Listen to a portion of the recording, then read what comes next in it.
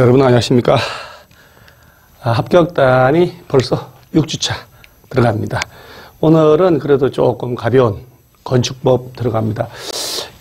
여러분 건축법이 지금은 이제 아직 이제 초창기라 좀 수월한 아주 반드시 해야 될 거 위주로 하고 다음 텀 들어가면 조금씩 어려워지는 문제.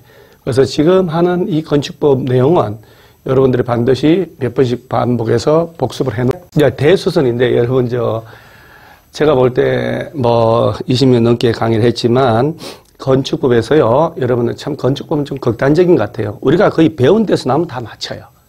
그런데 배우지 않은 것, 정말 말도 안 되는 부분에서 시험을 꼭 두세 개, 한두 개 내기도 하거든요. 그런 건 틀린다 생각하시면 돼요. 근데 제가 이렇게 아무리 봐도 건축법은 대수선, 그 다음에 건축신고대상, 이 두 가지만 정말 반복을 많이 해서 환하게 해놓으면 어려운 거는 없어요. 배우냐 안 배우냐의 그런 차이지. 대수선에 대한 설명으로 바르지 못한 것, 내력벽 정설 해체하거나 30 이상 수선 변경, 기둥을 정설 해체하거나 3개 이상 수선 변경하는 게 대수선이다. 따라서 2번 틀렸네요. 여러분, 내력벽 기둥 보호 지붕틀은 정설 해체하는 거는요, 면적 얼마 개수 관계없어요. 다 대수선이에요. 단 수리만 하거나 변경할 때는 내력벽 30 이상 할 때만, 그 다음에 기둥 보호 지붕틀 3개 이상 할 때만 대수선이에요. 그러니까 내력벽을 20제곱미터를 수선 변경한다. 이건 대수선이 아니죠. 그냥 네가 알아서 하시라. 30 이상 수선 변경할 때만 허가 대상 대수선이 되는 거예요. 그것도 수선은 신고 대상이고, 따라서 구분 잘 하셔야 돼요. 자, 그래서 2번 틀렸는데, 자, 대수선 유형을 볼게요. 자, 이 중에 하나에 해당하는 행위를 할 때 대수선 허가나 신고를 하라, 이 얘기거든요. 얘가 이제 대수선이란 얘기예요. 대수선에 해당하냐 안 하냐 물어보니까. 자, 대수선이 되려면 내력벽은 보시면 정설하거나 해체하거나, 자, 정설 해체, 기둥 정설 해체, 대들보 정설 해체. 자, 보세요. 자, 지붕틀 정설 해체잖아요. 몇 개 없어. 그래서 다 대수선 허가 대상이에요. 그러니까 기둥을 1개만 정설해도, 대들보 2개만 정설해도 대수선이에요. 단, 자, 더하거나 해체 날려버리는 건데 수리만 하거나 변경할 때는 대수선이 되려면 잘 신경 써서 집중하셔야 돼요. 내력벽은 30제곱미터 이상 수선 변경할 때만 대수선이에요. 내력벽은 10제곱미터 수선 변경이다. 대수선은 아니에요. 정설은 무조건 대수선이고, 해체는. 기둥도 수선 변경할 때는 3개 이상 할 때만 대수선이에요. 기둥을 2개를 수선 변경한다. 대수선은 아니죠. 대들보도 3개 이상 수선 변경할 때. 그러니까 정설, 해체, 수선 변경, 이 4가지가 대수선이라고 하는 카테고리 안에 들어갔다는 얘기예요. 그러니까 정설, 해체, 수선 변경은 따로 이해를 하셔야 돼요. 막 줄치는 공부를 하면 이게 안 되거든, 사실은. 자, 그 다음에 지붕틀 정설 해체하거나 3개 이상 수선 변경. 자, 요 위에 딱 구분하고.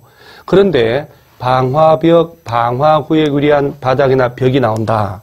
그러면 이때는 정설 해체뿐 아니고 단순히 수선 변경, 면적 관계없이 다 대수선이에요. 주계단, 피난계단, 특별피난계단, 주계단, 피난계단, 특별피난계단. 자, 입으로 연습하셔야 돼요. 정설 해체하는 것도 대수선이지만 수선 변경만 해도 대수선이에요. 자, 요 정도.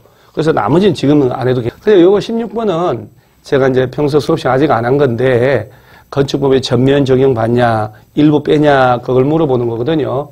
자, 도시지역하고, 여러분요, 우리 지구단위 배웠잖아요. 지구단위 계획구역. 그러면 관리지역인데 지구단위 계획구역이 지정됐다. 그러니까 모든 건축법 다 적용해요. 모든 건축법 다 적용하는 것이 도시지역. 도시지역이 아니어도 지구단위 계획구역. 도시지역도 지구단위 계획구역도 지정 안 됐다. 동 또는 읍 단위까지. 자, 이런 거 외울 때 입으로 면동 그러면 안 되거든. 동 또는 읍 단위까지. 모든 건축법 다 적용한다. 섬지역은 인구가 500인 이상일 때. 그러면, 여러분요, 도시지역도 아니고 지구단위 계획구역도 지정 안 됐다. 그러니까 이렇게 되는 거예요. 지구단위 계획구역 지정되지 않은 관리지역에서, 농림지역에서, 물론 동업이 아니고, 이런 데서는 모든 건축법 다 적용하냐? 아니라는 거예요. 그래서 이 전면 적용 지역 이외의 지역에서는 이 규정들을 적용하지 않는다. 이게 이제 6개거든. 도로 관련된 거 2개, 건축성 관련된 거 2개라고 연결하고, 방화지구 대지분할 제한, 이 6개는 도시지역, 지구단위 계획구역 아닌 곳, 동업이 아닌 저 시골 지역에서 막, 오지 막 이런데, 면리야 막, 도시도 아닌데, 이런 데는 적용 안 해도 돼요. 그러니까, 대지와 도로 관계, 뭐, 도로에 접하고 도로보다 낮으면 안 된다. 도로 지정할 때 이해관계 동의받으라 하는 거. 도로 관련된 규정 2개. 건축선 지정할게. 건축선에 따른 들어가라. 건축선 2개. 그러니까 도로 관련된 거 2개, 건축선 관련된 거 2개 빼고 나면 방화지구 대지분할 제한이라고 연습하면 되거든요. 저 시골에서는 방화지구 내화 분련할 필요 없다는 거예요. 자, 이 규정을 전면 적용 지역, 즉, 여기가 모든 거 다 적용하잖아요. 여기가 아닌 곳에서는 아까 그 6개를 적용하지 않는다. 그럼 단골이 주로 건축물의 높이 제한, 건축허가, 건축신고 얘들을 주로 써먹습니다. 그래서 이 문제를 이해를 하셔야 돼요. 그러니까 도시지역, 지구단위 계획구역 외 지역으로 동업이 아니고, 그리고 선도 500이나 안 된다. 그런 데는 일부를 적용하지 않는다. 이게 아닌 거 골라봐라. 그럼에도 불구하고 적용하는 걸 찾아라. 이 얘기거든요. 따라서 대지와 도로 관계, 건축선 제도, 분할 제한, 방화주 이것들은 적용 안 하거든. 단 높이 제한이나 허가 신고 제도는 어디라도 다 적용을 합니다. 이런 식으로 문제를 내는 거예요. 물론 자주 나오는 건 아니고요. 요거를 자 볼게요. 사전결정 옳은 것은 자 A도 B, C다. 그러면 도지사한테 가는 게 아니고 허가권자인 시장군수한테 가야 돼요. 따라서 도지사한테 간다 그러면 안 되죠. 그 다음에 허가권자는 사전결정 신청된 건축물이 환경영향평가 대상인데 왜 국토교통부랑 미리 협의할까요? 환경부 등과 협의해야죠. 사전결정 신청자는 사전결정 통지받은 날부터 2년 내, 자 보세요. 이렇게 냈죠. 실제 시험 나온 거예요. 착공신고가 아니고 여러분 사전결정의 통지를 받았다 하더라도 건축허가는 별도로 받아야 돼요. 2년 내 건축허가를 신청해야 돼요. 안 하면 사전결정 효력이 없어집니다. 그래서 착공신고가 아니고 건축허가 신청.